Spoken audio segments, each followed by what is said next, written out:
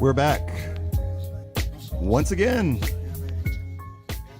It is that time of the week where your Philadelphia Eagle buds get back together and discuss the game from the week before. Anyway, we're here. It is the Where Eagles Dare podcast with Lee and Tubby. And we want to thank everybody for being here. If you are watching us on Facebook Live, or if you're watching us on Twitch or YouTube, we're glad you made it. If you're listening to us on one of the many podcast providers we have out there, again, we want to say thank you. Right now, we are on a ton of providers.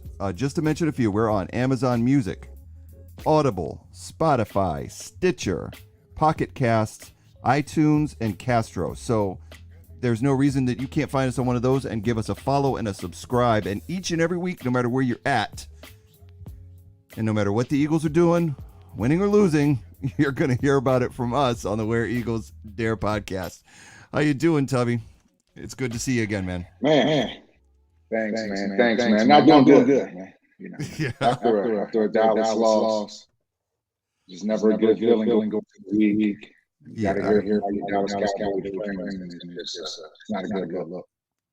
Well, Tubby, you're on your AirPods today, so you don't have the regular mic set up because you're in the process of moving into a new place, getting everything set up. Bare bones. That sucks when you have to move like that, and they're already down from the Eagles losing because, you know, face it, a loss is a loss, and that's rough. But to lose to the Cowboys, it's just a whole nother degradation. I just want to break in my house with a loss to the Cowboys. Who does? I tell you how I'm feeling right now. I'm telling you exactly how I'm feeling. This is how I felt about the third quarter of that Cowboys game, and I'm sitting in there. I think my wife probably heard me from the upstairs bedroom. This is how I felt.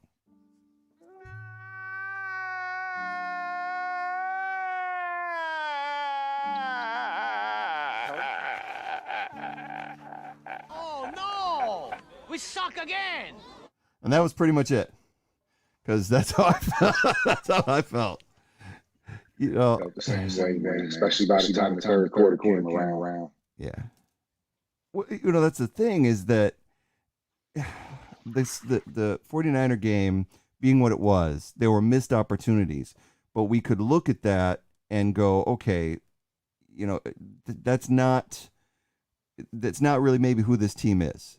They just made some mistakes, some bad coaching decisions. Hurts made some mistakes, and they missed some opportunities, but they should be able to clean that up with a lot of practice going forward, and then at least give the Cowboys a game. But that's not exactly what happened on Monday night, did it? That's not what happened at all. I think this is the game where a lot of the fears that you mentioned, they all came to fruition. Just right in front of our face. Stopping the run, not tackling our linebackers. They exploited all of it. And our bad decision making ended up costing us big time in this game. Yeah, I mean, there was some coaching issues in this game. There was a lot of things, and it was things that we talked about last week. It was like you said, all of our fears that we thought going into this game, you know, actually came true. It was what we thought was going to happen. The weakness at linebacker, the problem maybe with the run game a little bit, but the problem is we didn't even run the ball, so we don't even know what happened there. The decision making of our head coach and the inexperience of our quarterback. We had all those fears, and we ended up getting the perfect storm of situation with the game on Monday night. You're right. It happened. I want to think it's a dream. I want to think it's a nightmare, but it happened. As I said, it happened. That's how it felt.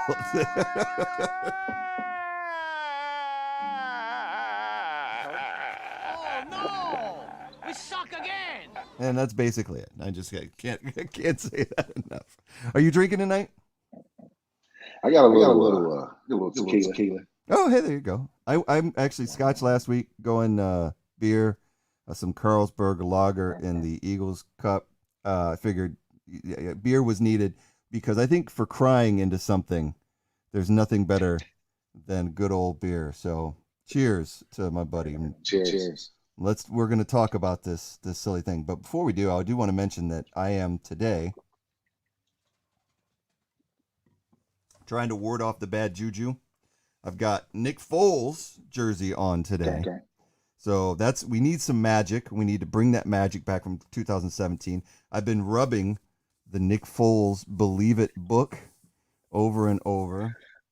I'm not kidding. And I've got the ring. I've got the ring as well. I've got the Super Bowl ring. You can see that in the camera there. There's a Super Bowl ring. And it's the Nick Foles one. So you can look at the side there. Nick Foles, number 9. Super Bowl ring. So I got that going on as well. So I'm trying to ward off the bad thing that happened on Monday, and hopefully that's not a sign of things going forward. Kind of hard to think that it might not be, but hey, it's only week 3. It can't get any worse. So it can. Considering we have Kansas City coming this week, but I feel you. If you're using good Eagles memories as your sage, then I understand to wear it all bad spirits, man. I can dig it. Yeah. Especially after the Cowboys lost and having our good friend Andy coming in town this week. But got a lot to talk about. Scott. Well, let's get through these highlights as quickly and as painlessly as possible.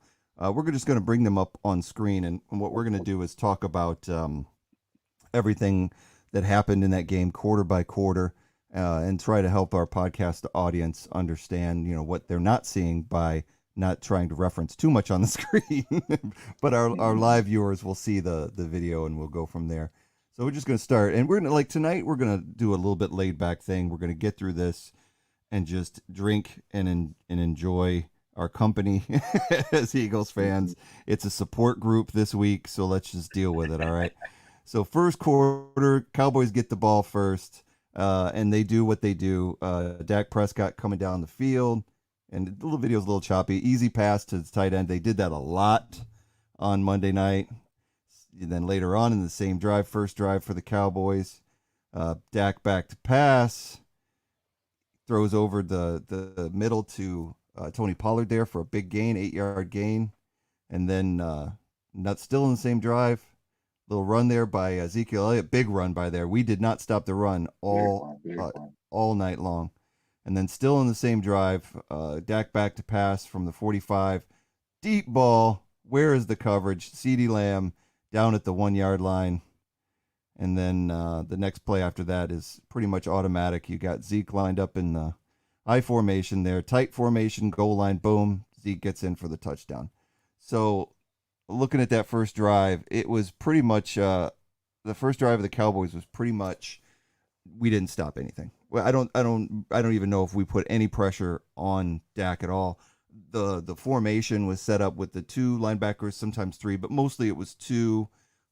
We had Epps out there, and we had our 2 corners. So Epps was playing, and then we had Kavon Wallace playing the other safety because Rodney McLeod was out, and then Anthony Harris was out there. So that was our basic lineup, and they didn't stop anything.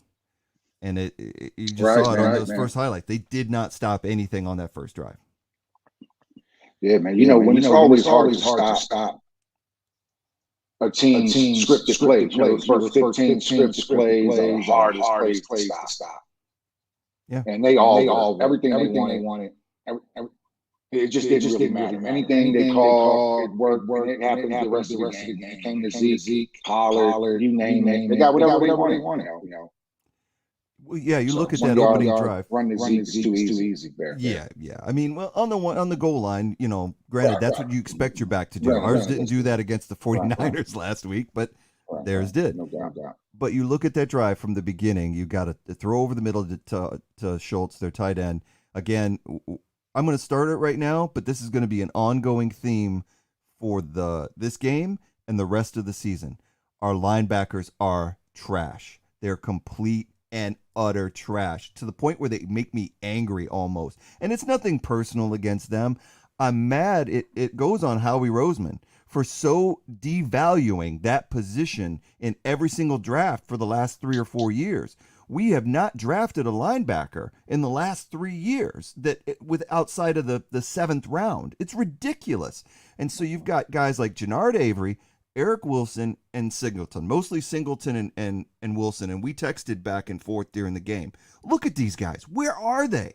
They're back off the line of scrimmage, so they're not doing gap discipline to stop the run, but then they're not covering the pass because they're letting Schultz catch everything right in front of them. Schultz or Jarwin. Yeah. Man, Singleton sometimes he just looked too small. He was a step slow, but he looked too small. Yeah. To cover like that. And then, the Eagles, like you said, we may have picked up a few linebackers here and there in the draft, but we didn't put emphasis on it even in free agency when there were guys out there. I see Jamie Collins came available. I say, we'll take Jamie Collins. I know you can't start the Lions, but we'll take somebody. Somebody can give us some fire. He's a big linebacker. Yeah, exactly. And I know he's 31 years old, but that's the kind of move Roseman will not make. He won't give up draft capital to get us a decent linebacker or somebody that might help us out when we're really struggling in that position. But then he won't draft in that position, and that's what's so frustrating. Now, they showed a statistic or a graph during the Cowboys game of last year's draft for them, and it was all defensive players across the board because what was the Cowboys' biggest struggle last year was on defense. Well, guess what our biggest struggle is going to be this year? It's going to be that defense. And it isn't McLeod's fault. It isn't Harris's fault. It isn't Slay's fault. And it isn't Nelson's fault. It's those guys in the middle. The front four doing their job. It's those guys in the middle going to kill us every time. And a part of it is we talked about last week, Jonathan Gannon's, bend but don't break, sit back and let them catch the ball in front of you. That's going to get you beat every time. And in this game, this first possession was just a sign of things to come. And he didn't adjust. He wouldn't go to a steady man output when you've got guys like Slay and Nelson that can cover in man. Let them get beat if they get beat. Let them get PIs if they get PIs. But don't just sit there and let the Cowboys have their way with you in the passing game. That's bad enough, but I think the passing game for them, that was really good. It was always there when they needed it. But it was really the run game that killed us, and we saw that with those running plays to Zeke, where there was just no Eagles at home. And again, it goes back to looking at the gap discipline, seeing that the Cowboys offensive line was pinching outward against our defensive ends and tackles, making those huge gaps, and there's no linebackers to fill that space and make those tackles. And that was key. But it is not a good. You just described the entire game right now. I know, and we're going to see more of it. So let's pick this up. We actually end up getting the ball for our first possession after the Cowboys touchdown, and things started off pretty well. I mean, Hurts gets out there, he does a little play fake, backs up, throws over the middle. We got it for a huge gain, which was just, it set the tone. Okay, hey, we got something going. Maybe we can work against this Cowboys defense. And then this happens. There we go. Play to Jalen Reagor, way underthrown. And then Brown picks it off. And there comes, we've talked about it with Jalen Hurts, and this situation is his propensity to underthrow the ball. He says, I'd rather be over than under in my passing game, but yet he consistently throws under.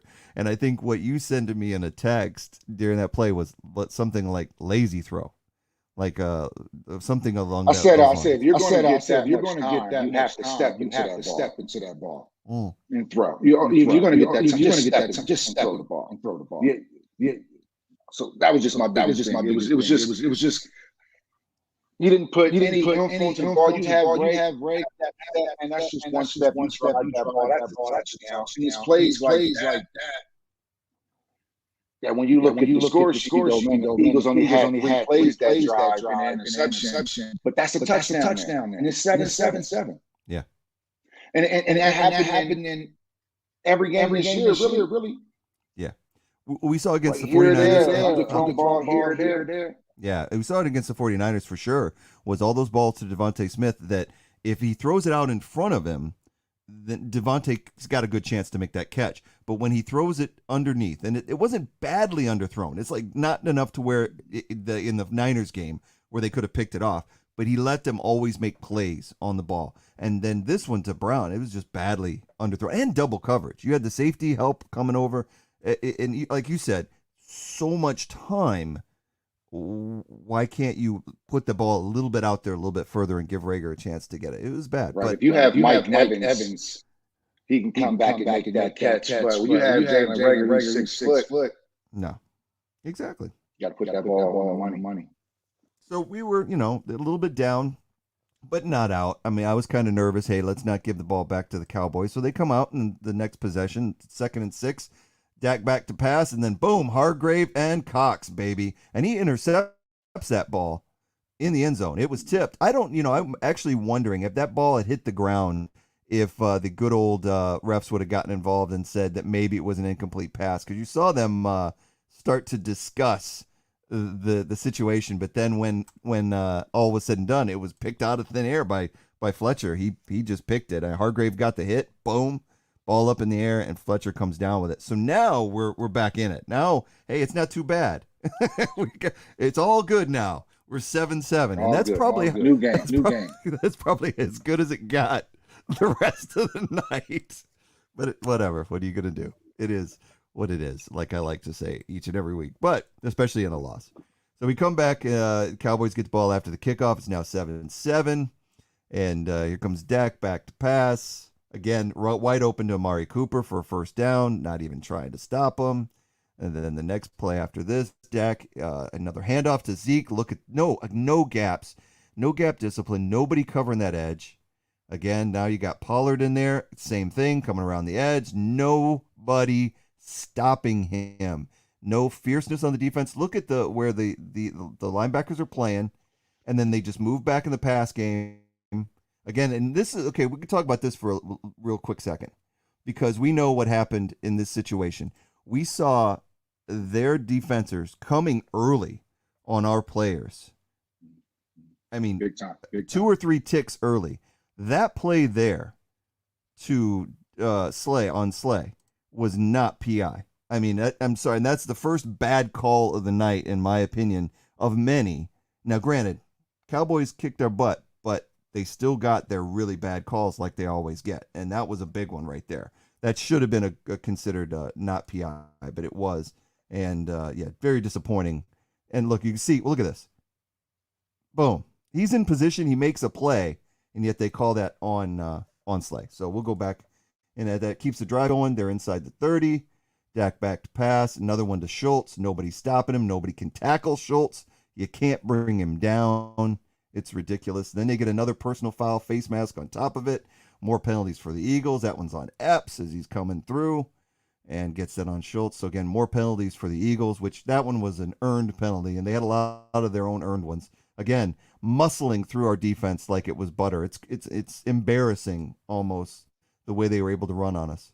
And then on 3rd and goal, this play. Now this was a huge play because Slay stops Zeke at the goal line. That was huge. And the knees down. If he doesn't make that play, it's a definite touchdown. So great play by Slay. He's definitely one of our MVPs. And this one was huge. Again, early in the game, it was huge.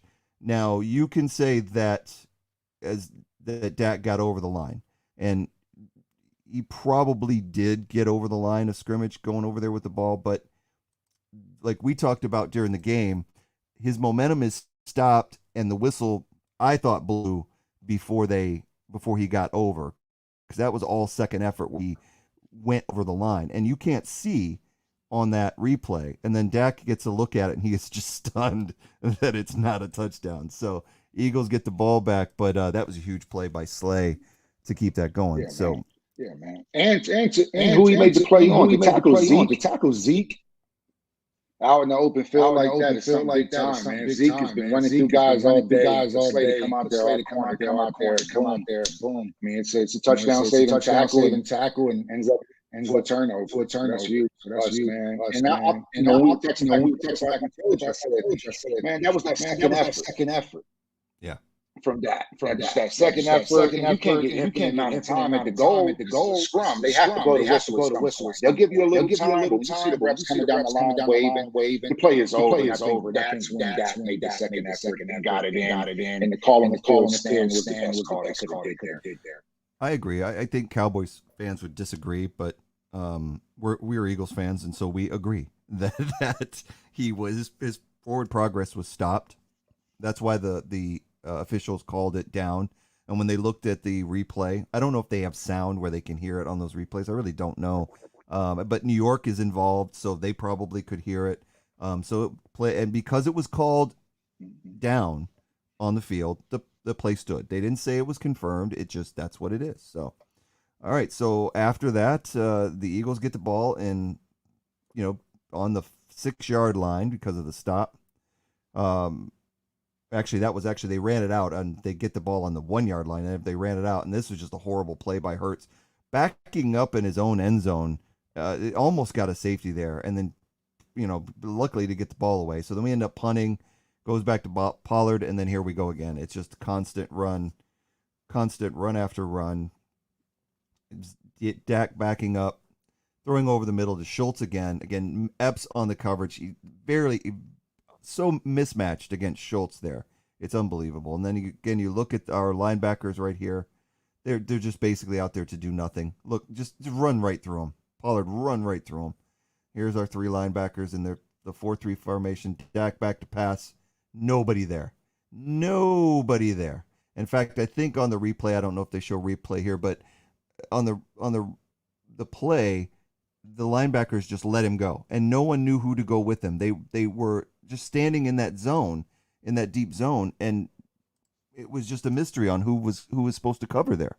You saw Slay come up with the wide receiver. Singleton was my bad. Go ahead. Yeah, no, go ahead. I'm just saying Slay came up with the on the receiver, so that really was Singleton's man, was Schultz, but yet he just stood in his zone and let it come right over the top. And it's, I don't know if it's a coaching thing, and then they're trying to learn their discipline within their zone, but they're definitely, the way I was taught, was when I played football, was that when that person comes into your zone, you follow them in and out of your zone, and you stay with them until that you no longer have responsibility in that zone. So they're not even playing that right on textbook football. And here I am, I never played pro football. I'll preface that, but in that zone play, I couldn't really tell if Singleton it was in his zone, but when he turned around, I would have just imagined that he was in his zone because he kind of just jumped and tried to swat the ball down versus continue. I think it was just a blown coverage over top. Somebody was supposed to stay up top. May have gotten sucked in because it was a good play. Maybe we got caught looking into the backfield and like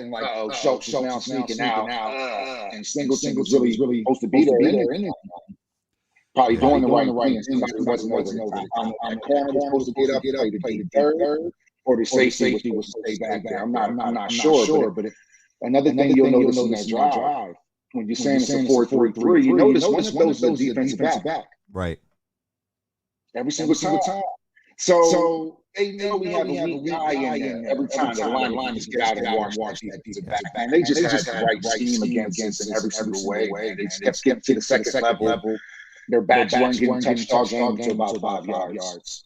Yeah, if you look at that, you're right. It is mostly like a nickel coverage, but the nickel corner is staying in the 4-3, and they can't make a play. We very rarely run 3 linebackers in there, and that is a killer when you're trying to stop the run. And again, there was no sign of stopping the run the entire game. And like you said about the blown coverage, if it wasn't zone, then it's just bad coverage, and it was something that repeated all night long. What I noticed was they did run a lot of cover too, and it was very easy for Dak he didn't even have to pass that much, but it was easy for him to find those gaps in the zone. I think when they switched to a man for briefly in the third quarter, they started to get some stops, and then they went right away from it. So I couldn't understand why, when the man defense worked, that they went away from it. But we'll talk about that later. We'll pick it up in the first quarter. Still, Eagles now with another possession, their second possession of the game, still only down 14-7 at this point. So Hurts is getting the ball, going back, a little screen to Sanders, which we should have saw some more of this Unfortunately, we didn't, because that's one of Sanders' big moments of the game was the screenplay. And then another play there, and then this was just incredible. Right at the end of the quarter, Hurts just goes down in a heap. I don't know what he was doing on that option. He went the wrong way. He read that option completely wrong, and he got stuffed. Then he comes out next of the next snap of the ball. He goes to Ertz, and again, getting hit early. If you look at this in slow motion, Ertz gets hit early, but they don't get the call on it. So it is, what we expect when we see a Cowboy game. Cowboys get the ball back in the second quarter. Again, easy passing down the line. And then Dak, continual. There's nobody there. You see Singleton, just can't cover. He just can't cover. And Schultz picks up the play right away. And then we got Zeke again running through the line like no one was there. There's nobody home. Next play, handoff to Pollard. 8 yards, easy. Every single play. It was. I've never seen a team get run on so bad. There was no reason for the Cowboys to pass. Dak rollout again, over to the tight end. Singleton in coverage, nothing. Now it was so easy for them to move down the field. It was ridiculous. The screenplay, which the Eagles have been biting on all year long. Zeke takes it down to the 8-yard line. Next play, Dak to Zeke. Again, nobody stopping him. Flag, I forget who that was on, but just a holding call on the Cowboys that time. That was good. You see that on the end there on Smith, but then they get the ball, so they're now on the 19. Dak gets the ball, another run to Zeke, and there's still nobody home. Almost the same exact play, and I think this was the play. I want to stop it here. This was the thing that cracked me up, was if you watch the broadcast, do you remember what Dak Prescott yelled out there before that play was snapped? He yelled an audible. Like red comment. Mm-mm. He yelled Bob Ross. So they're down there, and it was second and goal. They just got a holding penalty, and so they had they backed up to the 19. So second and goal from the 19, and Dak Prescott goes down to the line of scrimmage, yells Bob Ross, Bob Ross. Brian Greasy, the ESPN announcer, says, "Okay, so they're calling Bob Ross. Bob Ross was a painter. This is going to be a draw play." Now, if Brian Greasy, who is a quarterback and knows how things work, can hear Bob Ross and immediately, and I'm snapping my fingers, immediately know that it's a draw play, what's that defense doing? Just bit. That's a good point, man. I thought the same thing. I was like, man, how this old dude Greasy got to play 640, and he still knows. Hey, I'm a Michigan fan. He is old. I'm a Michigan fan, and in 1997, he did take the Wolverines to a national championship with Charles Woodson and company. So he's my boy. And yeah, he went Tony Romo. He went full Tony Romo right there, where he just called the play. And the Eagles did what they've been doing the whole game. They don't seem to have a clue on how to read the defense, to read the offense when they're out there on defense. Remember when, like I said, we talked about it last week in the linebackers. We're having that field general like Jeremiah Trotter or Hicks that could, let's go back to one of the greatest all-time field generals at linebacker, Mike Singletary. That guy could look at that offense, and he was always calling the plays for the defense. We don't have a guy like that. And there's very few teams in the NFL that do, but we especially do not, because we look ridiculous on defense in this game especially. The 49er game, again, we made mistakes and we looked good. Defensively, we looked pretty good for 3 quarters, and we know that. But we were against a team that really didn't have too much going on offense. We saw that kind of against the Packers on Sunday night. But this team, we knew better. We knew what they had, and we didn't plan for their weaknesses. We played to their strengths. We let them come at us. So anyway, it's sad. And then again, final play, Zeke into the end zone, very easy. Now it's 21. Actually, I think they missed the extra point here, so it was 20 to 7. Early in this, midway through the second quarter, 7:10 left in, and I think this was the missed extra point. Yeah, missed extra point there for the Cowboys. So 20-7 with 7:10 left in the half. Hurts and company get another possession. Here we go, Sanders. Look at this. Sanders. All right, we're going to pause it right there. Look at that massive run. Wasn't that beautiful? Wasn't that a beautiful Absolutely, run? absolutely. I think that's one of two carries all day. Yeah, 1 of 2 carries. Now explain to me, when you're in a game against a division rival and your running back breaks off on his first carry, because that was his first carry of the game, and that's it. It just shows our lack of identity. Yeah. Offensively, which I've been talking to you about off and on. Like, I don't know what they're going to do. I don't know who's. I'm just really speechless when it comes to the offense right now. I just think they can put together a drive here and there, but it's nothing consistent. That's why we have a lot of 3 and outs, because we don't have anything consistent that we're doing. Right. I just heard that we got a. I wasn't looking at the comments, so we've got a echo on your mic. So we'll have to. I don't know what we can do for the live stream. I don't hear it in my headphones for the podcast, so I think we're okay on that. So, and I know that because you're on the AirPods, there's not much we can do. So the live stream, I apologize for those that are on the live stream that have an echo, but it's just we're in transition. Next week, Tubby will have his studio set back up, and we'll be good to go. We're early. At least it's episode 4 and not episode 40. Right. You know, people don't expect excellence at this point.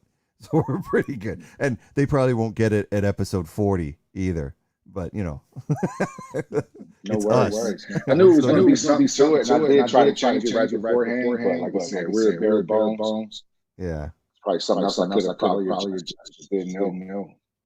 Yeah, I mean, but it is. We don't know what was going on when you were trying to use the AirPods. I know that I don't see it on the mix for the mixer for the audio. So we'll press, and hopefully, and if there is, hopefully I can fix it. I didn't hear it. Okay. I didn't hear it in my headphones. So if I don't hear it in my headphones, I think you're okay.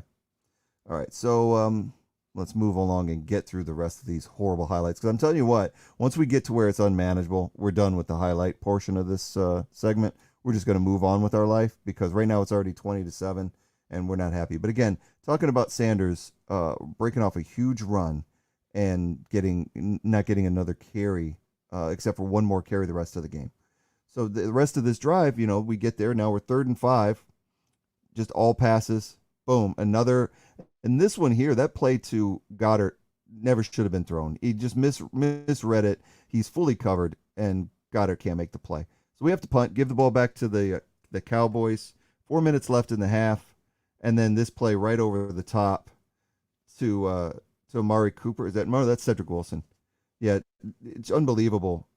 Unbelievable grab, but he is out of bounds. So we did a good job there. A lot of people, Harris did an amazing job making sure he forced him out. A lot of people could call interference there if they wanted to, but they didn't. So I will give the refs on that. Eagles get the ball back, still down 20-7. There's one of the shining bright spots was when Hurts hit Devontae Smith for a nice 20-yard gain, and then boom, no protection there. Our offensive line without Mailata struggled, without Brandon Brooks struggled, but Hurts still had plenty of time in this game. Here's another screen pass to Sanders. Again, screen working extremely well. Gets us down to the 50-yard line, but it's 4th down. So they go end up, I don't even know what happened. Oh, that was the end of the half. That's right. So let's talk about that real quick. So that play, coming down to the end of the half, it's a lot of controversy in Dallas right now because the Eagles were struggling to move the ball. So I want to give a big shout out to Mike McCarthy. Thank you, sir, because without him not calling timeouts and just letting the half run out, it could have been 50 points or more that they dropped on us. But he gave us false hope by, once we got to that 4th and 5, letting us not even punt until the clock was almost down. I think 18 seconds, somewhere on just let the clock run. Thank you, Mike. I appreciate it. Thank you, Mike. You would think with a coach with a Super Bowl ring would know a little bit better. Yeah, you would. You would just think so, man. But that wasn't the case. And that's why I texted, man. I'm so glad he didn't out there, because we needed a breather. We were hurting. Yeah, it was a bad half. And then, like I said, it was down 27 in the half, but we still coming out first with the ball. which was important. So that was key. And initially, at the start of the third quarter, we got another big play to Goddard, which has not happened a lot this year, and then get down across the 50, which we've done a little bit this year, and there comes the pick six. This is a play that never should have been, that never should have happened. But again, we got a guy that's starting his seventh game in the NFL. He's not experienced, and we know that. And that clearly was Devontae Smith falling on the play and Hurts following through with the read, but not reading the corner's movement, that the corner was already prepared to make a play on that ball. And unfortunately, it was a timing route, and Hurts let it go, and now we're down 27 to 7, just like that. Do you remember last week when Smith got the passing interference call, and I said, man, I know we got the passing interference call there, but that could have been a pick six. It's the same play. Yep. Yeah. It's the same play, and that's why. Oh, you're talking about the one on Norman. The one on Norman. Yeah, where Norman came up underneath. The ball was, and luckily for us, yeah, like you said, the ball was underthrown. So Norman could have easily picked it off and taken it to the house had that ball been thrown any better. Are you trying to adjust your settings? I'm gonna adjust some. All right. Hold on. I'm sorry.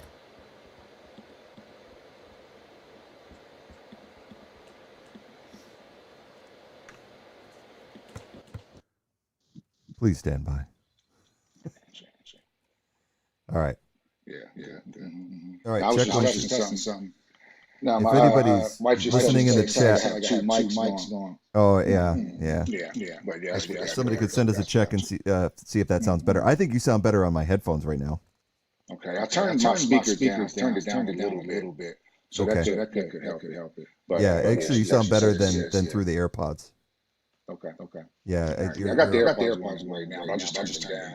I took them out and I couldn't hear you no longer. So gotcha. That makes sense. So if anybody's in the chat, if you could tell us if there's still an echo or anything like that, that would be helpful. All right. So we're not going to dwell on this too much longer on this game because I don't want to spend too much time on it. We don't need to go through the whole game. At this point, the pick six, I would say, I don't know what your turning point of the game is, but I would guess it was right there. It was a big turning point. That interception down when we came out of the, if you score a touchdown there coming out of the half, it's 20-14, and it's a whole totally different ball game. The pick six changed everything. And the momentum you just felt when you looked at Hurts, he just looks deflated, and he comes right back out, and he looked a little rattled, throwing the ball around, and 3 and out. It was really the pick six, and then the 3 and out. It was like, and we already can't stop the run. They're averaging 5.5 yards a carry at least for both backs. So we were in trouble. You got a team running the ball that well, and you're down. It's just doomed for you guys. Yeah, and he looked like he was mad at everybody. I mean, he was the one that was throwing erratically, but you could tell he was rattled and his confidence was gone. And I think I texted you at that time. I said he's got to get it together because the whole team's going to fall apart, offensive and defensively. If the field general falls apart, we all fall apart. And that's what was happening right after that possession. You're right. So it would just go a little bit further after that. It was bad for Hurts. He walked off dejected. They come back out again, like you said, and then he's just erratic. He's all over the place, trying to take off running, really not getting much of anything. He really, his confidence had been shaken, so he wasn't going back downfield. Cowboys get the ball. We're now 27 to 7. This was a good play by Hargrave. Hargrave, to me, is the shining star on this defense right now. Without Hargrave doing what he does, I don't know where we would be. But then the Eagles come back out and give another big gainer to Zeke, and it just keeps going. They ended up punting on that drive for a change, and then Hurts comes back out and is doing what he's doing. Down to another 3rd and 8 with 9 minutes and 48 seconds left in the third quarter. Hurts throwing a deep ball. Great catch right there by Quez Watkins, and then a penalty on top of it. So you think, okay, they got to, they're throwing up bombs and they're doing something. And the penalty was on the Cowboys, so they end up taking it there at the 47-yard line. Hurts again trying to run out. getting a few yards there with his feet. So now we got a 2nd and 1 from the 36-yard line. Great, almost underthrown to Ertz, but Ertz picks up the pass, takes it down to the 10-yard line. And then now we're sitting there on the 11-yard line, 2nd and 10, with Hurts running out through the pocket, going down, gets taken down at the 4-yard line, at the 3 actually. And then now we've got 3rd and 2 from the 3. Great play to Ertz. Boom. Now it's 27-14. Yeah. So we're back in it a little bit. But now is key. Like there's still so much time left in the game. You got third quarter with 6 minutes left. Now is where your defense has to come up with a stop. And they end up going right back to Cedric Wilson. The defense can't seem to stop the pass or the run.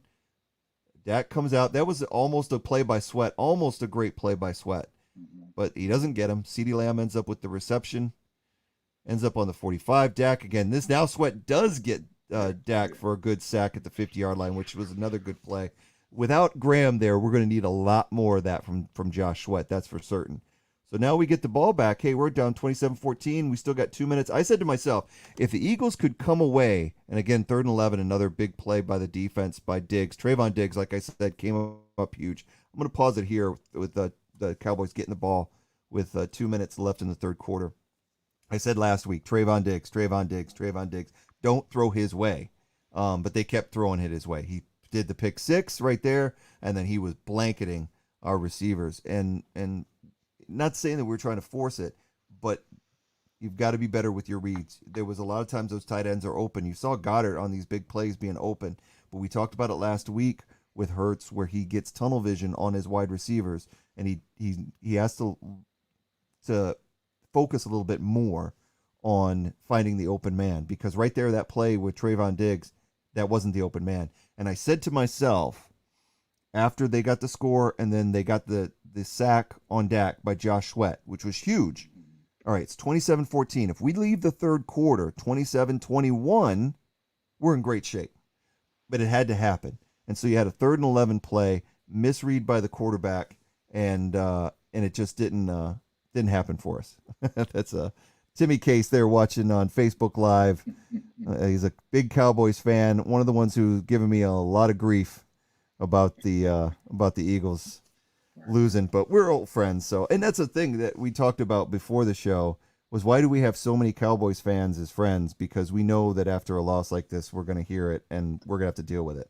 And to me, this is the best trolls. But shout out to Timmy. Appreciate you stopping by and checking us out. Well, the thing is that I can't help, especially like we're both former military, so we know people from all over the world, and you can't help who your friends are, and they're good friends. They just happen to like the wrong team. Can't do anything about that, but it's all good. We love you, Timmy. We love all of our Cowboys friends. We just don't love the Cowboys. So, but this is our therapy: is being able, when we have a loss like this, to be able to talk about it and come through. So again, like I said, we get out of that play, and the Cowboys get the ball back, and now it's 27-14 at the end of the 3rd quarter. Dak with the ball again. Another play to Cooper. No coverage by the defense. Oh, across the 50 yet again. Play to the tight end to Schultz. Boom, down to the 30 again. No cover. You can't even tackle him. Singleton tackling 10 yards after the line of scrimmage. It's just insane. And then you got Zeke running right through the defense like it was nothing, like not even there. And then we're down. Zeke again. First down. Can't stop him. And then we get down to the 10-yard line, 2nd and goal. Dak looking. Great sack there. Almost could have been called a helmet to helmet, I ain't going to lie, on Edwards. That's one of our backup, TJ Edwards, one of our backup linebackers. And then on 3rd and goal, Dak takes off running, and he gets brought down at the 2-yard line. So now they have a 4th down goal to make. Do they get it? What do you think? Dak looking. Back of the end zone. Cedric Wilson. Again, linebacker not covering, Slay not covering. I watched this play, and it seemed to me like what ended up happening was what I saw on that play, and that's the last highlight we're going to look at. What I saw on that play was that Cedric Wilson went to the back of the end zone. Darius Slay had coverage on him, but then saw Dak rolling out and was so worried about Dak running for the goal line that he pulled off and left Wilson in the back of the end zone. And I love Slay, but that was a cardinal sin. And if you watch the tape, you can see it clear as day that Slay had the coverage. Edwards had Dak. If Dak takes off running for the end zone, Edwards is going to make that play. There's nobody between him and Dak. But yet Slay still comes off the ball when his responsibility was Wilson. And then he turns around. The first thing he does is talk to 57 Edwards. Yeah. Edwards. He says, "What are you doing?" He's like, "What are you doing?" That's your guy. You're supposed to stay with him in the back. I had the quarterback. That was my responsibility. You were following him the whole time. Why stop now? Yeah, exactly. So, oops, sorry. At this point, it was just. I mean, at this point, the guys are on their heels. If you watch every play, you see the Cowboys getting a hat on hat. You see our guys just flat-footed, almost just absorbing the blow. They're just not really sure where the run is coming from. They're not sure which hole to hit. They're just kind of flat-footed across. They're just waiting. They're not dictating the line of scrimmage. They're just waiting. You just see the Cowboys getting a hat on hat. They look really motivated in the run game. And it helped them out tremendously in that game. I think that was the big difference in the game with the Cowboys being able to average over 5 yards a carry. Oh yeah, without a doubt. It was demoralizing because I don't think I've ever seen that lopsided of a defeat in the Cowboys rivalry in all the years I've been watching the sport. I think I've seen some big wins, but they always came down to to the end. Even if we lost by 2 touchdowns. That was pure and utter embarrassment. In fact, it was so funny, not funny, but looking at some of the headlines this week, that Merrill Reese, our longtime, announcer for the Philadelphia Eagles, been announcing Eagles games since 1974. And for like the last 20 some odd years with Mike Quick, he actually said before the start of the third quarter, hey, the Eagles are receiving the kickoff to start the third quarter. I'm not sure that's a good thing. And this is our longtime fan and announcer. He actually said at one point in the game, this seems oddly familiar. Didn't something like this happen at the Little Bighorn? I mean, just talking about a massacre. And this is Merrill Reese, who was one of the biggest ups. And he could tell that he was devastated at how badly the effort was for the Eagles. I don't think I've seen them have that much lack of effort on defense. Now, there was some shining stars. We talked about it. Hargrave, without Hargrave, it would have been and Sweat, it would have been a total embarrassment. Cox had some moments, but Cox has not been providing the pressure that he did 3 or 4 years ago. And of course, we should talk about right now, before we get into the stats, Derek Barnett. And if he wasn't so big, I'd have a talk with that guy. I mean, there was at one point in the game where Derek Barnett got a personal foul penalty again. He got an offside penalty again. He's hurting the Eagles left and right on every single drive. And they showed Nick Sirianni on the sideline look at one of his assistants, and they could read his lips that said, it's always him when they get some call like that. Now, your coach knows that you are creating more problems than you are producing results on the field. And so that's an issue. And of course, we talked about the linebackers. We know our corners are good. We're hurting at the safety position. Now, especially, McLeod goes out, and then in the fourth quarter, I believe, Kevon Wallace ends up out. And so now we're hurting at that position as well. Defensively, it just doesn't look good. It was a bad game. We're not even going to talk about the fourth quarter, because even though Jalen got a couple of good plays in and they scored a garbage touchdown, it didn't mean anything. It was over by that point. It was over after that last touchdown we just saw. Let me put something. Remember on that fourth down call when we didn't get it? Jalen kind of ran out. He I don't know if it was a bootleg. It was just a play that just looked bad, and it didn't work. And I don't know if he threw the ball away or just didn't get it right down. But if you notice, he goes to the sideline and just snatches his helmet off immediately. And he looks over at Sirianni. They don't have a good rapport right now. And remember, I texted you, I said, if you don't like that play, why don't you audible out of it? Yeah. You didn't like the play. So I think there is something to be said in the fourth quarter. I wonder if Jalen's running his own plays at that point. They just let him just go and make his own moves because the game is over. But there's been a lot of bad calls early in the game. You know, we understand it's always going to be outside. You underthrow and throw interceptions. It's always going to make you look really bad.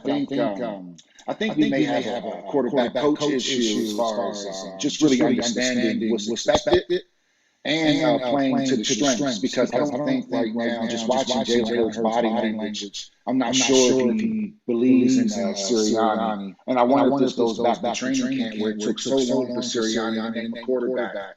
So there's just something to keep in mind. The quarterback QB relationship going forward, because I think it's a problem. And when I seen Hurts snatch his helmet off and look over at the coach, I was like, man, that's whether the announcers called it or not, that's a really big deal. Right. Moving forward, because the quarterback always needs maximum confidence. Yeah, you texted me immediately as soon as you saw that and was like, you said that. Yeah, why doesn't he just call audible out of it? And maybe he can't. And that could be a dynamic where Sirianni's like giving him that freedom because it's only his 7th start, which is opposite of, like, say, a guy like Patrick Mahomes, who came in and Andy Reid, our beloved former head coach, let Mahomes from day one be able to work within the offense and do what he can and work his own magic and being able to change the call at the line of scrimmage. And not a lot of head coaches would do that. What made Holmes significantly different, what made Holmes significantly different when he played in that Red Raider offense at Texas Tech, he made those calls at the line all the time. It was a check down offense. It was a check. He's constantly making all those calls. They've been kind of running that Red Raider offense there for a long time. There's that high risk, high reward offense. So I can see how Andy does that. Another thing is that he sat behind Alex Smith and Nick Foles for a little bit before he got his shot. So not too long. Not too long. They are two different quarterbacks, but they also come from two different systems. Right. I don't want to sell Jalen short too much because that's one question that we're going to have to ask ourselves after this game, and a lot of people are, because we're bringing it up. Is this on Jalen or is it on Nick? And is Jalen, do we think, I know it's early to say it, but do we think Jalen's the guy? Because if we have a rough season and we end up with one of the top 3 picks in the draft, is Jalen the guy? Or do we look at what's out there to try again at the quarterback position? I think this is a bit early for that. I think it's right now a quarterback coach problem right now. I think there's something going on. I think they have some trust issues. I don't think they're on the same page as far as what they're seeing on the field at certain times. I just think it's something to look forward to, look out for. Right. Moving forward, I'm not going to get too crazy right now. Still a lot of games left. 14 games left. Right. So I have we'll to see. do it. And we have a young team overall. None of these guys really have experience with each other. Right. At a whole different level. We have linemen going out. Johnson hasn't been playing all that great, but as long as Hurts is underthrowing the ball and throwing those potential pick six on the island out there, he's always going to have to call to the carpet, because those are things that he can control regardless of the play call. And you have to make that throw to Rager. You have to. You have to even throw the ball a little bit further to Watkins, and that may be a touchdown. There's so many ways you can go with Hurts when it comes to that deep ball. My biggest concern is that deep ball. He has the arm, but he just doesn't let it fly. Right. And I have to ask those questions because the media are asking them. I don't necessarily believe it's time to ask those questions, but there's a lot of rumors, and I'm not a big fan of rumors. I'm like, don't tell me something until it's true. But then you look at the rumor, and it starts piquing curiosity in your mind.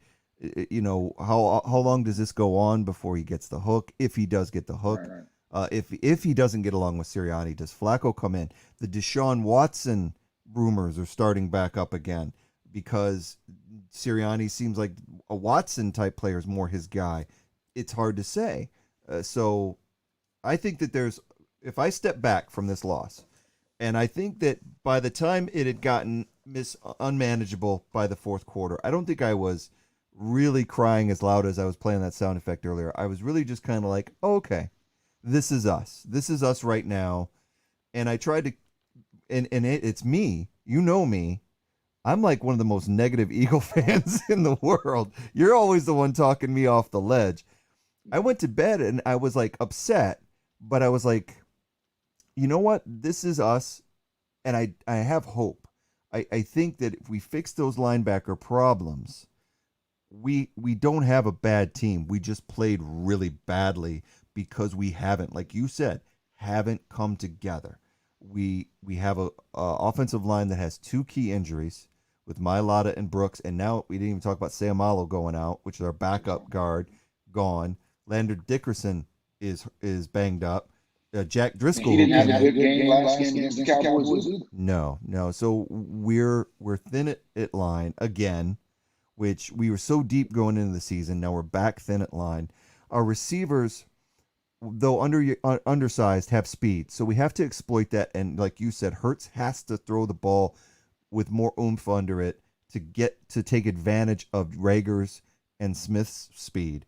He has to start going to the tight end more. We have to start running the ball more. 3 carries in a game is inexcusable. That's on the coach. That's not on Hurts.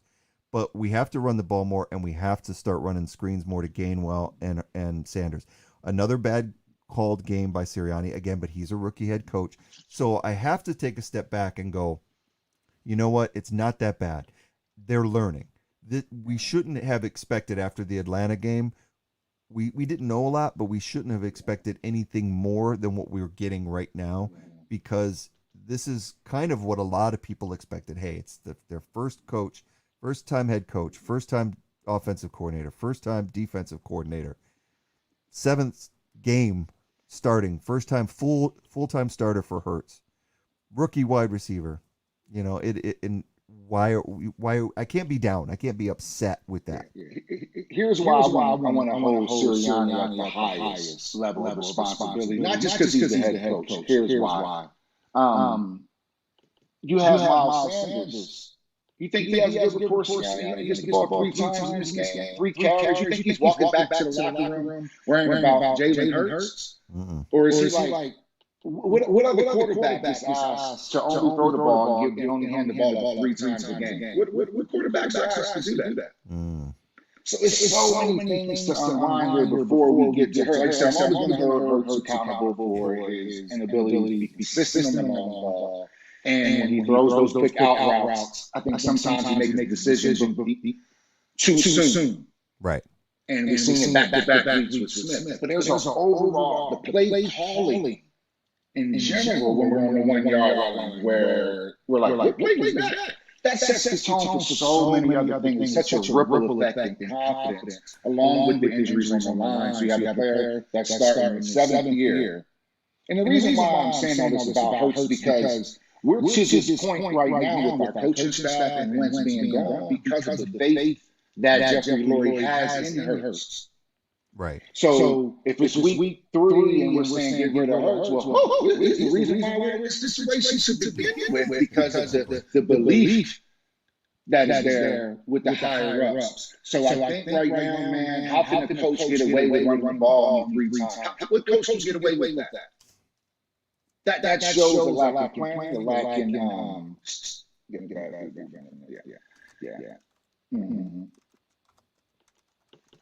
But yeah, man, just we got to try looking at Nick's ability to make good decisions as well from a coach. Hold on, I'm trying to figure this out with the mic because I'm still getting reports on your mic. So yeah, I just think that turn down my speakers of the stream. Yeah, then you won't be able to hear me, which isn't a bad thing, you know.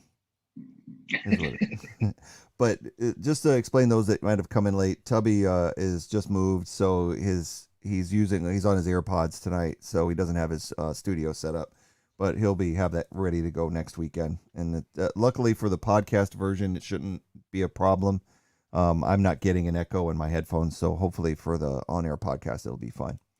All right, so let's run through this the stats real quick and then move on to next week. Just like you said, first downs is the biggest one here. 12 for the Eagles, 27 for the Cowboys. It just doesn't get any worse. Total plays 53 to 71. Yards were fairly close, but that was because we gave them a lot of penalties to help make up for that. You go through the passing yards. Hurts actually outpassed Dak Prescott, 303 to 220, but Dak didn't need to pass that much. 26 attempts to Hurts's 39. And a lot of that came in the fourth quarter in garbage time.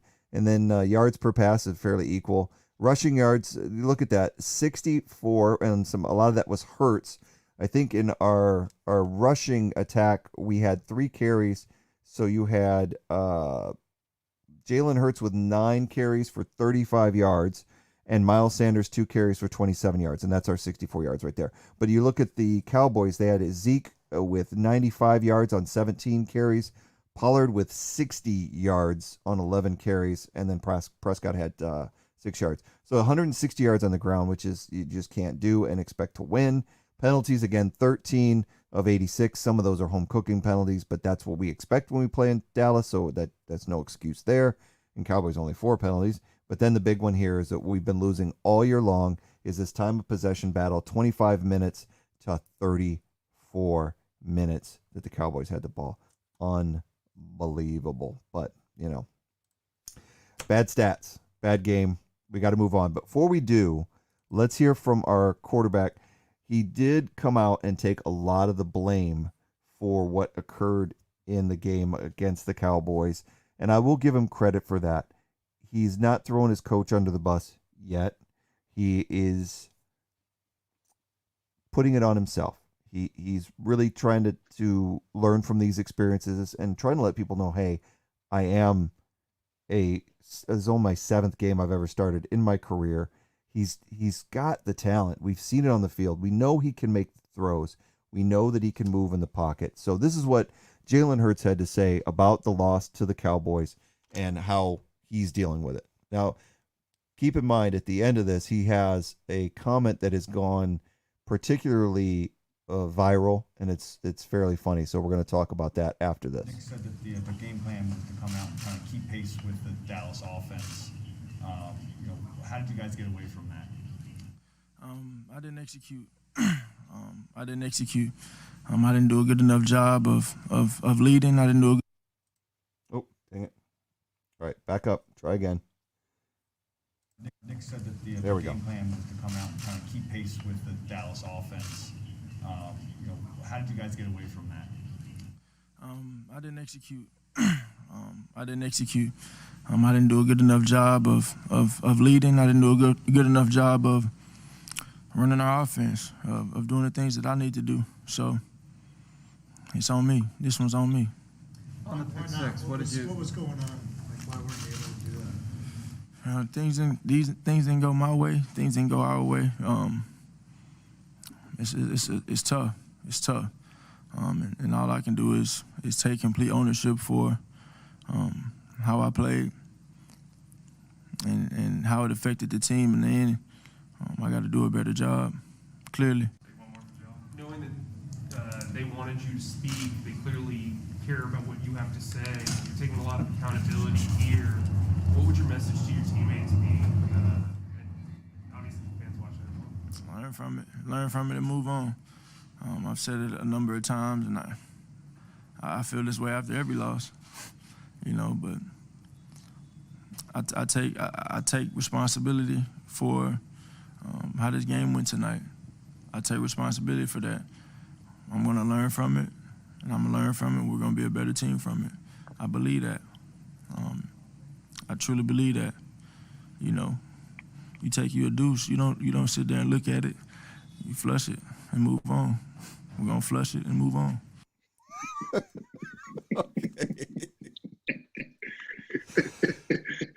That sounds like something Nick said to him after a bad loss.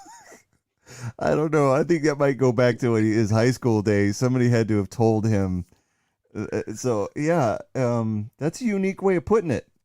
If you take a deuce, which is basically what the Eagles did on Monday night, you don't turn around and look at it.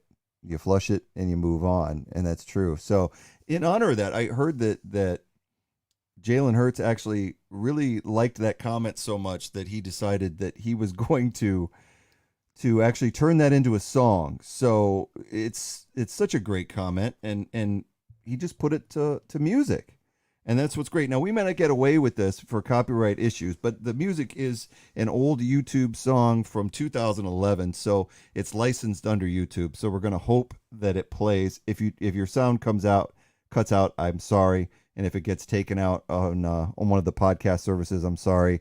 But I'm hoping that we get away with this. So in honor of Jalen Hurts and his wonderful comment and what he did on Monday night. Oh, hold on. Stupid. Got technical difficulties.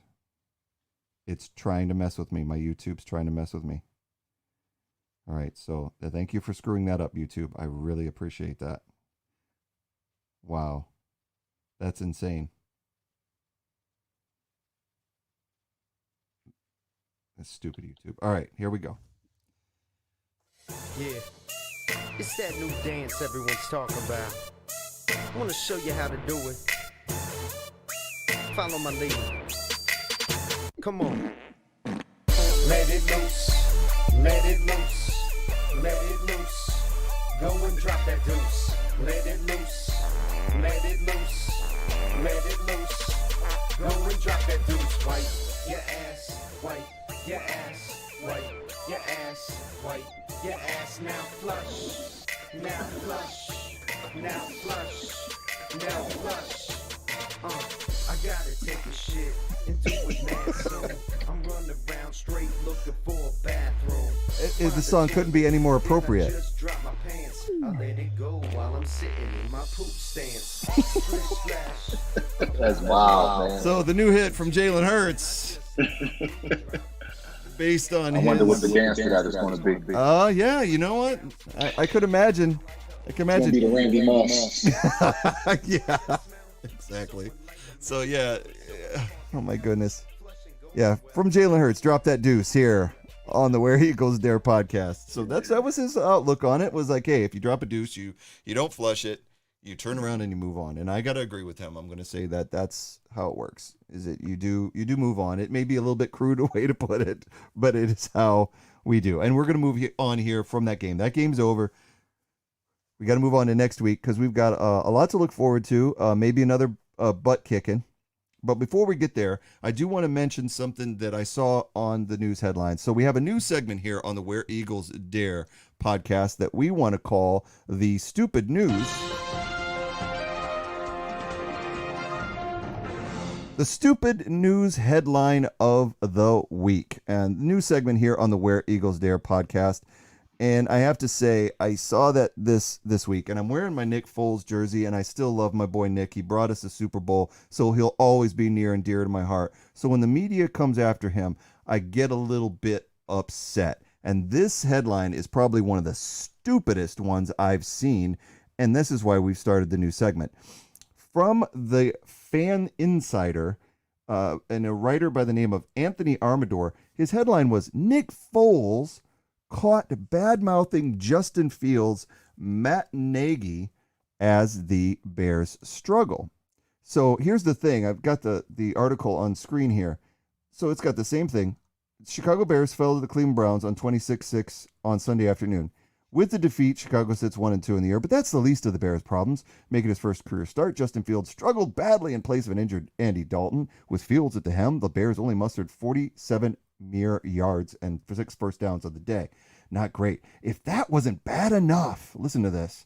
Third-string quarterback Nick Foles was captured on camera bad-mouthing Fields amid his struggles. Offense, quote-unquote, offense just isn't working. Foles could be seen saying, "Oh my God, that's horrible." Some online believe Foles started the statement with the word Matt, suggesting he was actually bad-mouthing head coach Matt Nagy. Are you kidding me? This is a story in the news media. Are you kidding me? Drama sells.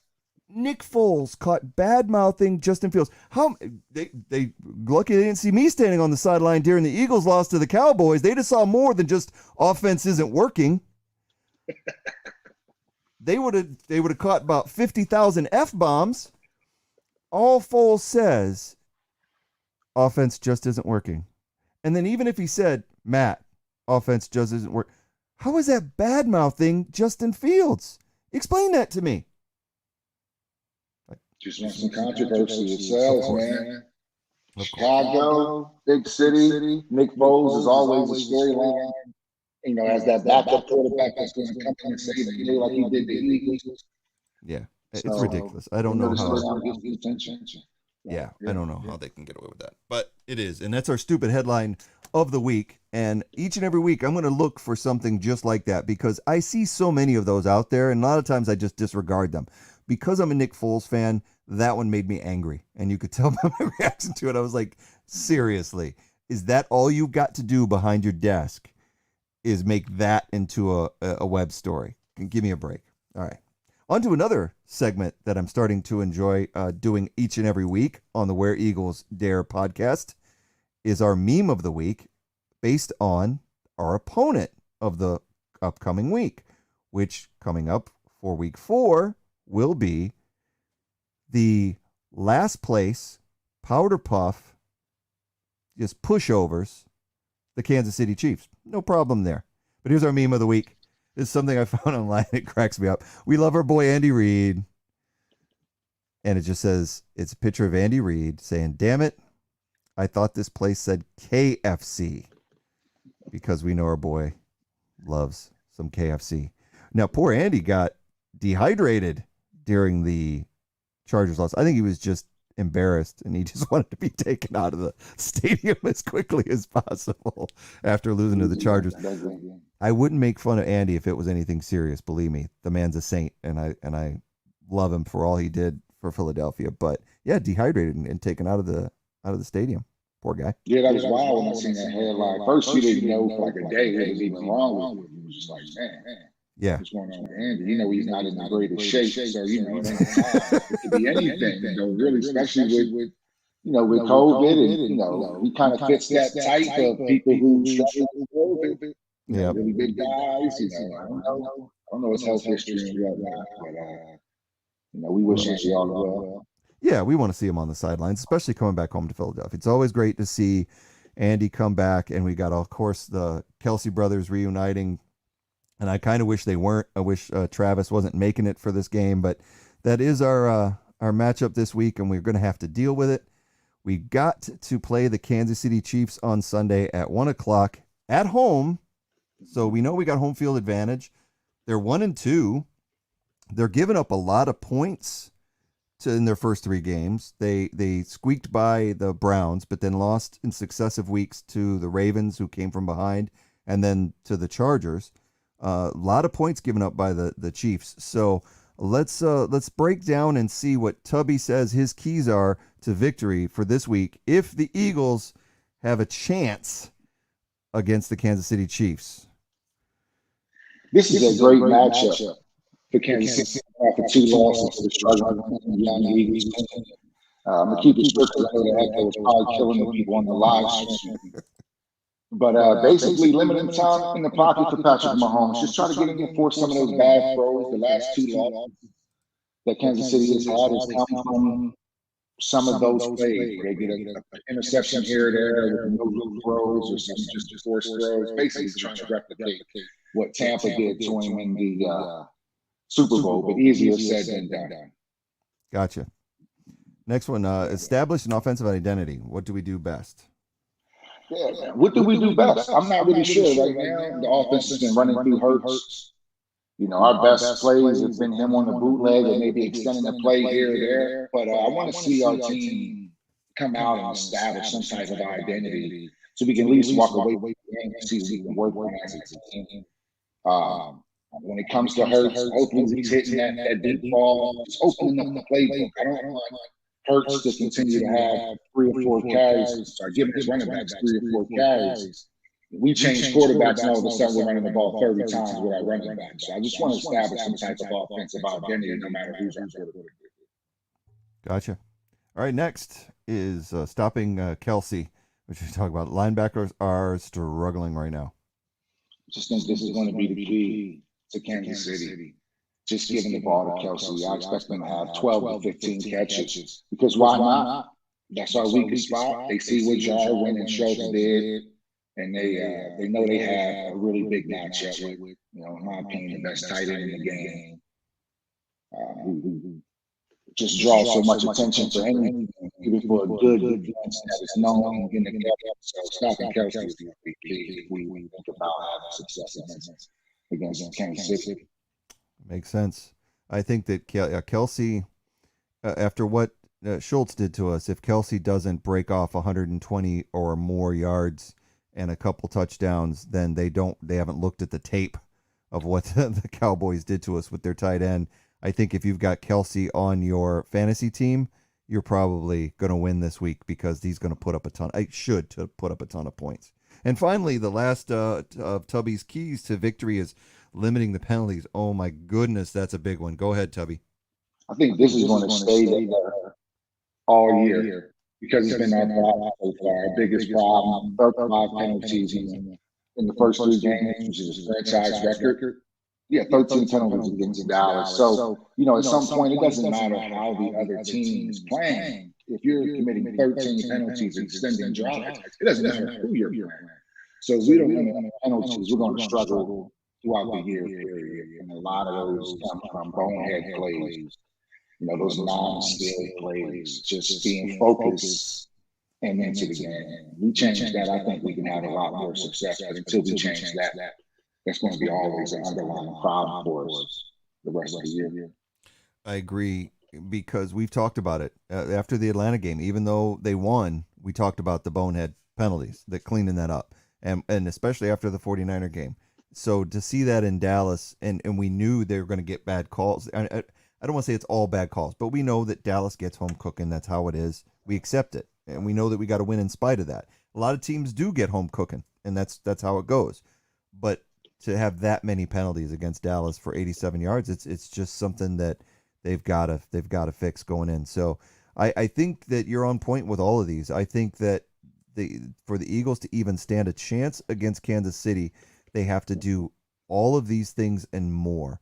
Because like you said, offensively, we don't even know what's going to happen. What I was surprised about with the Dallas, what I heard what Sirianni said was the reason that he passed so much was that he wanted to come out and shoot it out with Dallas because he knew that's what they were going to do. Unfortunately, that's not what a head coach should do. And again, he's a rookie.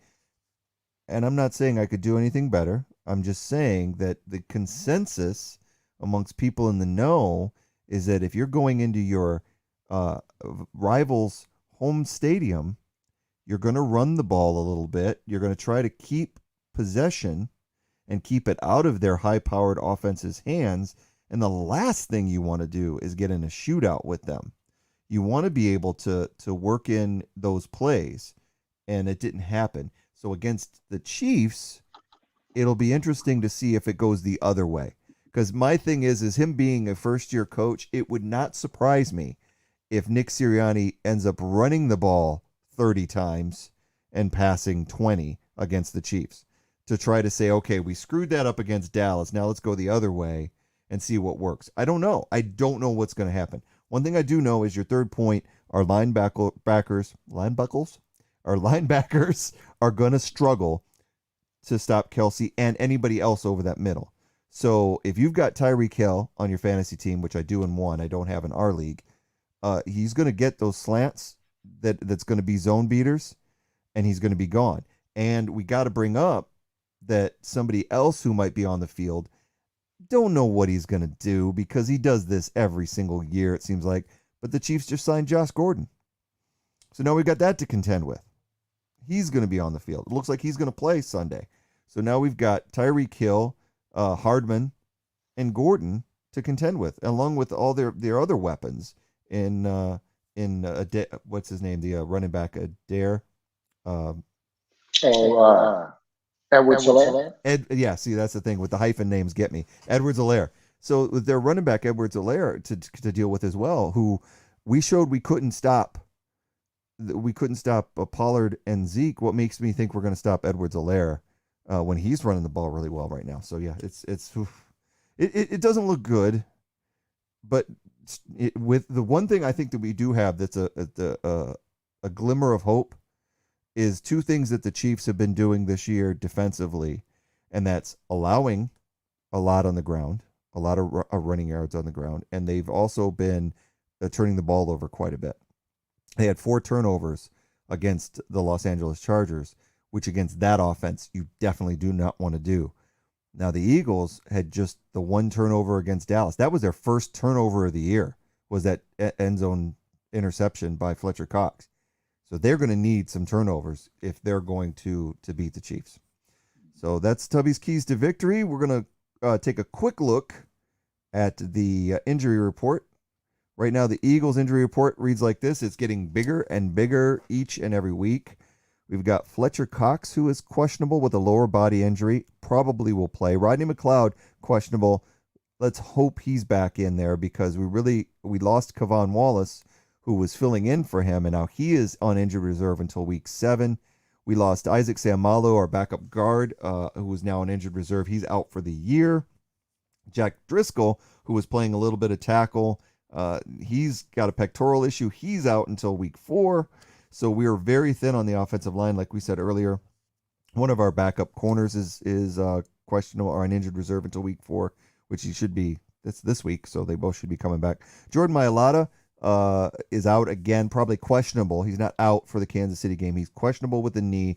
All signs point that it's a sprain, an MCL sprain, and that he might suit up for Kansas City. And do they need him? Because Andre Dillard on that left tackle spot is a liability, especially when you're facing an outside pass rush like the Chiefs have. And then Davion Taylor, a linebacker again. Our linebackers are weak and thin, so we can use all we have, but he's questionable for week 4. On the Chiefs side of the ball, it's not as bad for them, which kind of stinks for us. Frank Clark is questionable, but if he's out there and he'll be rushing that left side, that's going to be a lot to deal with. And the big one for the Chiefs is Willie Gay is still out, but he's expected to return this week against Philadelphia. They haven't said for sure, and of course we're not going to know until game time. So for them, if Frank Clark and Willie Gay both play, that just spells trouble for the Eagles all the way around. It's not a good situation right now. They're fully healthy and we're banged up and we're needing a win, and they're 1-2, and it's a must win for them. This is not looking good on our end, but what are we going to do? After that, it gets even better. And I mean that sarcastically as I can for the Eagles. The upcoming games, we got the Panthers coming. We're actually going to Carolina on October 10th, Sunday at 1 p.m. And then week 6, the Buccaneers come to the Eagles. I believe that's a Sunday night game, which will be a lot of fun. Tom Brady, he shouldn't light up our defense too much. And then the week after that, we go to Las Vegas, which is good for the Eagles because then they can go out and party and have a good time because they might as well, because they're going to face a Raiders team that is firing on all cylinders right now. So look at those records. We got the 3-0 Panthers, the 2-1 Buccaneers, who, just playing really well. They lost to the Rams, but that was a good game up until the end. And then we've got the 3-0 Raiders, who are playing out of their minds right now with Derek Carr, Darren Waller, and company. And then we get to maybe a respite on Halloween, week 8, at Ford Field in Detroit. The Eagles go to play the Lions, who are currently 0-3 and not much better than we are. So we might stand a chance in that game, but I don't even count that one as a gimme or a lock, if you will. Unbelievable what we got going on. Yeah, man. With this upcoming matchup, I mean, you said it, man. I don't want to belabor it, but Panthers, we could probably sweep out against the Panthers. Tampa's going to be tough. The Raiders, they could be hot or cold. That's going to be a incredibly tough game because they are well, but they do have injuries to the running back position. And the Lions are kind of unlucky as well this year. They haven't played terrible. They haven't won any games, but they got caught a terrible break last week with that 66-yard field goal in the 3rd and 19. Yeah. 4th and 19. I didn't watch the game. Some highlights from it. So, Well, and then they should have had a delay of game. The Ravens at the end of that game for the Lions should have been called for delay of game, similar to what happened to us against the 49ers. So that field goal should have been a 72-yard field goal or a 71-yard field goal. Instead, it was 66, and we know what Tucker did. It was amazing. Yeah, bad luck for the Lions, again, to do that, come from behind and take the lead, and then just get beat. It's bad. Like if you come out of these 4 games 2-2, we're laughing. Yeah. Yeah, exactly. The thing is if you could beat the Panthers by some miracle, because I don't know if McCaffrey's going to play that game or not. That's not a given. And then to beat the Lions would be huge. And so, yeah, 2-2, I'll take it. If you could guarantee me right now 2-2, I'll take it over taking my chances with anything else. So, yeah, so that's what the Eagles have in store for the next few weeks, and we will be here on the Where Eagles Dare podcast, win or lose, to discuss what we think of each and every one of those matchups and give you the report on it. All right. Looking at the fantasy, it wasn't that great for the Eagles players in fantasy. This is a representation of my team I am in Tubby's fantasy league, and I lost to Tubby last week, lost to again this week. I just didn't put up a lot of points. Derek Carr got me 34, Metcalf 22, and Chase 22, but then it dropped off after there. I had Nick Chubb at 8 points. Miles Sanders, big one, again, 8 points. Still, considering he only ran the ball twice, but he had 4 targets in the pass game, so 3 receptions and 28 yards receiving. So at least he got me 8 points. And then Jalen Hurts actually had 27 and 0.54 as a quarterback, which wasn't bad. He threw for 326 yards and 2 passing TDs. I think, though, going forward, it's really going to be hard to trust any Eagles in your lineup if you're going to do that. You have Devontae Smith. He had, what do you have, 40 yards receiving this week, or was it less than that? He got me minimum. I started him this week as well, and it was a bad call. So, yeah, I'm going to have to cool out. He still gets 6 targets a game, so it's still worth a start in a lot of leagues. If you got a wide receiver getting 6 to 8 targets a game, it's pretty good. But the execution isn't there right now. And I feel you. If you have Miles Sanders, it's like one game to the next. You're not really sure what the Eagles are running because they have no identity. Yeah. Well, that's one of the reasons I started Miles Sanders against the Cowboys is that going into that game, they had given up a lot on the ground, and yet our coach did not exploit that. And you saw when Sanders had the ball, the 2 times he had it, he ran the ball well, and yet we didn't take advantage of that. So now I'm like, what do I do with Miles Sanders? I don't even know. So I can tell you I benched Gibson, who had 17 points, 73 of those receiving yards. I think I'm just going to stick with Gibson unless I can get another option here in fantasy. So I would recommend anybody that has Eagles going forward, especially against the Chiefs coming up, you may want to sit them and let them ride the pine and play your stronger players unless you ain't got anybody better. Last thing, we like each and every week we talk about a picks game that we run here on the Where Eagles Dare podcast. The picks game is done by friends of the podcast who've been doing this with us for a very long time. And if you want to be a part of that, all you have to do is give us a like or a follow on any one of the platforms that we're on. That's Facebook, as well as Twitch, as well as YouTube, and then all of the podcast streamers that we're on, which is Amazon Music, Audible, Spotify, Stitcher, Pocket Cast, iTunes, or Castro. Give us a like and subscribe on one of those. And then next season, you'd be able to enter the picks game. What we do is we put $50 down for an entire season, and then we pick games against the spread, all the pro games, 3 college games, and you get 10 points for a correct answer, correct pick, and then you get minus 10 for an incorrect pick, and then you have 1 pick each and every week that is worth 20 points, and that's your lock of the week. So right now, after 3 weeks of the season, I'm still hanging on by just a little tiny hair's breadth of for first place there in the league.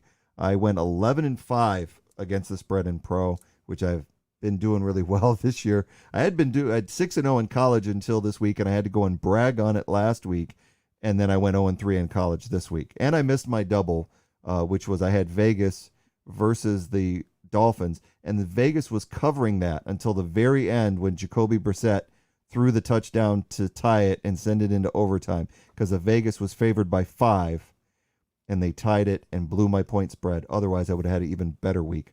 But I'm still at the top with 120, and then right behind me is Doc Goings at 80, and in third place, Darren Muir with 40, Dustin Schmidt with 20 at 4, tied with Justin Livingston. Actually, Justin Livingston, I had an error on his sheet. He's actually in 4th place, and Dustin Schmidt and Roger Adamson are tied at 5th with 20 points. So this week, I want to run down my picks for the week real quick and let you know who I am taking. I am not guaranteeing these. I'm just saying I'm really hot right now. So if you want to take a chance, that's up to you. I don't endorse gambling. And if you have a gambling problem, please call 1-800-STOP GAMBLING NOW. Like I say every time as a disclaimer before I read these off. So this week, we've got Cincinnati on the Thursday night game given 7.5 points to Jacksonville. I am going to take Jacksonville in the under on that. It's just because Jacksonville's technically getting 8 points, so I got to go with them. Washington is giving 1 point at Atlanta. I'm going to take the Redskins because I don't really like what the Falcons have shown us in the early parts of the season. They did beat the Giants, thank you very much, but I don't know if they can go 2 for 2 in the NFC East this week because they already lost to the Eagles. Chicago is giving 3 points at home to Detroit. I'm actually going to take Detroit in this, and it's really because of the way Chicago played last week. They have a great defense, but man, they did not look good last week against the Browns. Tennessee giving 8 on the road to the Jets. The Jets are just god-awful, got blown out by Denver. I'm going to take Tennessee in 8. Cleveland giving 2 at Minnesota. Got to go with Cleveland. Minnesota beat Seattle. I get it, but they always tend to go up and down, so I'm going to take Cleveland in the 2.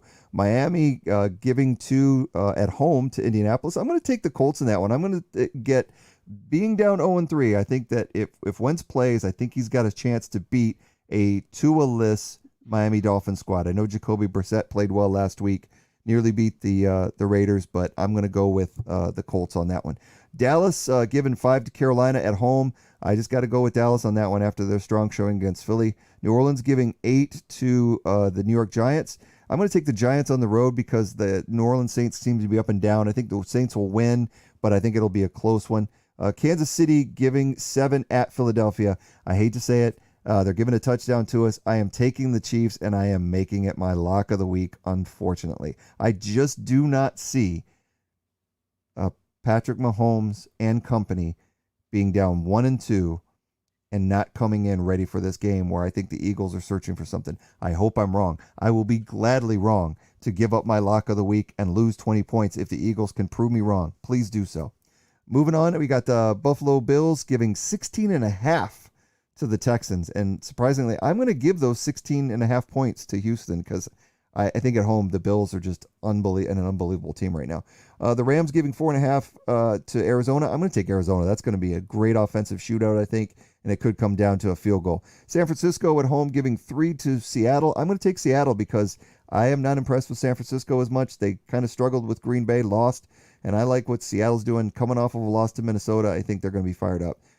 Baltimore getting 1.5 at Denver. I'm going to take Baltimore. I know my buddy Dustin Schmidt will not like that because he's a big Broncos fan, but I'm going to take Baltimore coming out and getting the win there. Green Bay 6.5 at home against Pittsburgh. I'm going to take the Packers because the Pittsburgh start talking about searching for an identity like we are. After losing 24-7 to your rival, the Bengals, the Pittsburgh's looking for an identity right now. Tampa Bay giving 6.5 at New England. This is the big game with on Sunday night with Brady coming back home. Do you think Brady coming back home to New England, to Foxborough, does not have a little bit of something to prove? I think that could be really, really ugly. So I'm going to go ahead and take Tampa Bay, giving 16.5. And then the Monday night game should be a barn burner. LA Chargers giving 3.5 to Las Vegas. Chargers are the home team. I am going to take Las Vegas just because I like what both teams are doing. And again, I think it could be a field goal difference. So you might as well take the under on that one. For my college picks, I've got Florida giving 8.5 to Kentucky. I'll take Florida. Cincinnati giving 2.5 to Notre Dame. Surprisingly, I'm going to take Cincinnati on the road. I like what they've been doing on defense this year. And then Oklahoma State at home giving 4 to Baylor. I'm going to go with the Cowboys at Oklahoma State, which I don't normally go with the Cowboys, but I will the ones from Oklahoma State. And that's our picks for my picks for week 4. So your pick, I know you heard mine for the Chiefs game. I know I'm a traitor. You can say it. But what's your pick for Sunday with the Chiefs and the Eagles? I just want the game to at least be enjoyable. They can keep it within 10 points, man. I think that'll be very promising. But you just never know. But there's no kidding, man. The Kansas City Chiefs are the favorite here. I mean, legendary coach Andy Reid coming back to Philly. And they're on a 2-game losing. That's what scares me the most. They were riding high 3-0. They come in a little overconfident. 2 losses. I know. We're going to get the best Kansas City Chiefs, man. I do believe. I think we're going to get the best of them. I look at it this way. As far as the prediction score, I don't know. Maybe a 2-touchdown game. I really see it get out of hand like that, man. Especially with the ability to not stop Kelsey. If we stop Kelsey, then anything's possible. But I just can't see it, man. The game plan right. We know Andy loves to go to the tight end, and that's our weakness right now. So it's scary. That's the way I see it. I hate to see it that way. And like I said, I hope I'm wrong. I hope that we come out of there. If the Eagles were to be at home and make the Chiefs 1-3, they gain a little bit of respect back that they lost in Dallas. If they lose, then people just go, well, it's the Eagles. They already got blown out by Dallas, so they lose. So they really have nothing to lose in this game. It is all up to them to come out and prove everybody wrong. If you look up and down to every prognosticator, every publication that picks this game is already said that there's no chance. The Eagles have no chance. Well, guess what? In 2017, they said that about an Eagles team that was short a franchise quarterback, an MVP candidate quarterback, and we had no chance of beating Atlanta, Minnesota, or the Patriots, and we did. So never say never. Never say there's no chance. I'm putting money on it. I'm taking the Chiefs. But I will always be hopeful. Sunday, I will be in front of the TV, just like you will be, and we'll be texting back and forth to say, hey, this game really sucks. No, I'm just kidding. We're going to say, hey, go Eagles, go Eagles, go Birds, fly Eagles, fly, all that. We're going to say that. So just want to say real quick before we go, if you want to email us, give us some comments or suggestions, or even just ask a question, you can do so at our email address at Lee, that's lee.bird, BYRD, .eaglesdare, one word, @gmail.com. You can reach us there, and we'd like to hear from you if you want to give us a shout out or anything like that. Even if you want to just say hi, and we'll be glad to mention your name on the podcast. Again, don't forget to follow us. If you're watching us on YouTube, Twitch, or Facebook Live, give us a follow, like the page so that we know you're out there, and always, stay engaged with us. If you want to send us messages through those platforms, we're always happy to do so, especially on your basic podcast providers. Make sure you subscribe to us on there. So, as I do each and every week, any parting words from you, Tubby? Fly, Eagles, fly. And I have to follow that up with a big go Birds. And we'll see you next week on the Where Eagles Dare podcast. Thanks for joining us.